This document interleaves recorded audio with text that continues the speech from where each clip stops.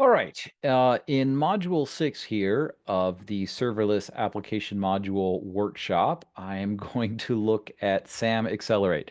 And the idea with this is to contrast it with local development. So with local development, you're checking in code, or you're running code on your local machine that's running in a local Docker container, essentially.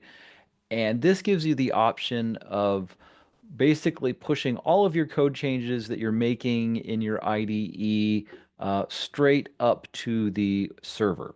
So let's go ahead and learn about this service, SAM Accelerate. All right, let's look at how SAM, okay, it says first look at how SAM deploy normally works. SAM deploy usually requires a full deployment and it requires a stack update, and for those that are familiar with stack updates and stuff, that takes a long time potentially. Oh, there, look, they even said that. It takes a long time. So what we're saying is, let's just say you write some code, you commit it, and then you're gonna wait for forever and a day for it to show up out there on an actual server running in AWS. That's kind of a complaint that developers have and that people try to develop workarounds for in the way that they develop their infrastructure as code and stuff like that. Try to trigger as little as possible to get basically checked in your configuration checking on the AWS side of things. And so this is to make it go faster. Um, so they say, hey, don't run it locally. Try running it just like right in production, essentially. And that's what SAM Accelerate is about. Blah, blah, blah, blah. Let's see. We knew developers could benefit from quick feedback on updates to AWS SDA calls, like an update to a dynamoDB put, like post item, or SQS send message request. SAM Accelerate reduces deployment time. Exactly. So here's a diagram depicting commands for your new deployment workflow with SAM Accelerate. So you type SAM init, you say watch, which means it's probably going to be watching your code files, and then you're changing them, iterating them, changing them. Um, Once your integration tests pass, you're ready to promote your application to production. You're ready to switch back to using, oh, um, once your integration tests pass and you're ready to promote your application to production, you're ready to switch back to using SAM deploy. Thanks to using SAM Accelerate, you know your SDK calls have been thoroughly tested against live AWS services. Um, all right, fair enough. They said so eventually, anyway, for certain parts of testing, they're saying it's better to just push it straight to AWS. All right. So first navigate to where your file is template.yaml and then type in sam sync watch stack name sam app. All right. I'll just do it in this window. Bada boom. Uh, do you want to proceed? Yes. Build succeed. Initiating a deployment, creating a stack. Just for giggles, let's see if what it's doing up here in Cloud Formation. So come over to here, and it's doing this thing right now. It's basically, I would guess, creating a development environment, which is separate from your production environment and your dev environment. This is emulating your local deployment, but up in the cloud. Um, all right. It sets all that stuff up and then copy and paste the print to the handler function and save the file. Okay, so I'm going to,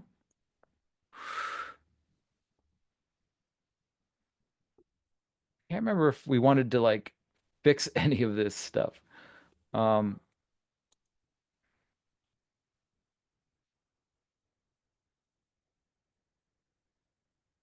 okay, so I see some action happening as I hit save. So so yeah, it's automatically pushing it up there somewhere to the cloud. I wonder if it ever showed me the URL. There it is. There would be the URL that I would theoretically use. So it gave me a new URL for testing, and it should throw an error because we created an error. And if I, let's see, get this right here. Shift Alt A. Oh man. Darn it. What's the Let me just find the code to copy and paste over that because I'm too lazy for Okay, let's find some code here somewhere that I can copy and paste in. Sorry, this is gonna take me a minute. Where's some code?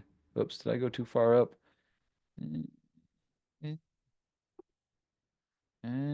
Further up. Well, it says with canary. It was something in canary testing. Okay. Do. I know. It seems like I could just uncomment this, but it's uh it's kind of painful to do all of that. So again, canary testing. I apologize for this. Let's let's change response to that. Okay, fair enough. Oh heavens. Urgh. Okay, never mind. I give up.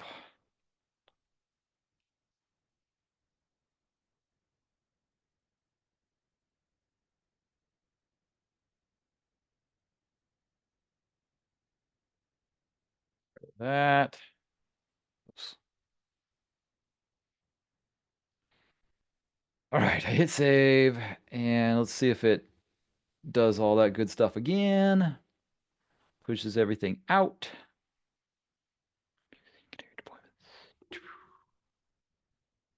What if I just un... You know what would have been brilliant?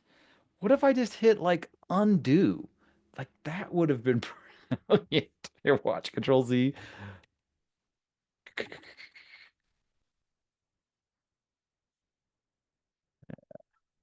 So there's the original version. And there's what this is what I'm supposed to put in here. Uh, and I was going to put that back at the top. Of course, it already did it, so I don't really need to worry about that too much. At any rate, let's come back to that URL that I had up there before that had error. Oh, yeah, not that one. That's prod. So not that URL. That one's prod, not that URL. How about what URL is it supposed to be? I don't know. All right, let's just hit save one more time. And it's going to restart that process. But I want to see what was the URL supposed to be using. This. Well, it says prod hello. Command click. Open. Message. I'm using canary deployments. Okay, perfect. Anyway, the bottom line is every single time I make a code change here, because I used that write command, I can uh, have the changes show up immediately. Okay, now it says, all right, we can use accelerate to do another limited scope change. Let's go ahead and update our API path and change it to hello world. All right, so I'm going to find that in my template.yaml, and it says hello hyphen world, and we want to change it to just, oh no, that's not the price I want to change. Um, hello world. Nope, yeah, I think that's right. Yeah, here's my function, there's my API, and I want to change it to hello world. So just double checking, I'll hit save, I will test it, and it is going to push out that particular change. And so what we should find is that this URL that was working a second ago is going to momentarily stop working because it's going to require us to do hello world once it's out there. At least that's the theory, but it might take it a minute. All right, so yep, so still updating, creating a new version of the function, dealing with alarms. Bum, ba, bum. All right, anything different yet? It's still there.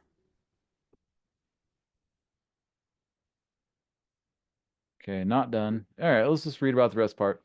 You're ready to test and verify the change to your API using SAM logs. Oh, hey, I like the sound of that. So let's look at our new URL, and then we want to look at the logs. Okay, but for that to happen, oh, okay, internal server error because that URL is no longer available. And now this new one will be available. Now, again, keep in mind, ooh, missing an authentication token. I sort of remember that. Um, so there's a piece that's missing there related to connecting this to that.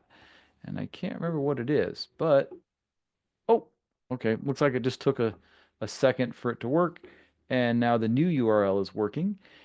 And we can check out logs. Now, we can check out logs because we put a console file or console statement there. And every time we run this, it should be generating some log information. So let's try this.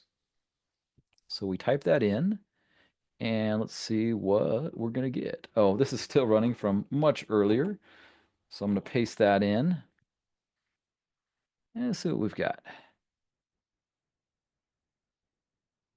So this is actually looking at CloudWatch logs, and there's probably some more information that I could get. I thought I was going to get the console.log statement, and I probably should, um, but it just depends on which stack I'm reading from. And I don't know if I can't say for sure that this is the stack that I just wrote to with SAM Accelerate. Um, anyway, let's open up CloudWatch logs and just kind of look at all the log files that are there. Oops, no, that's not what I wanted. Okay, so I'm going to come over here to CloudWatch.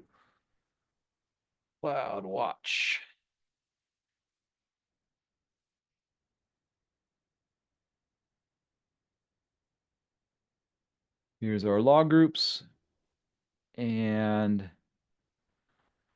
ooh, let's type in the word SAM to try and filter this down a little bit. Oh, man, that's a lot of stuff. Um, Sam. Sorry. Boy, this is bad. I've got so many things in here.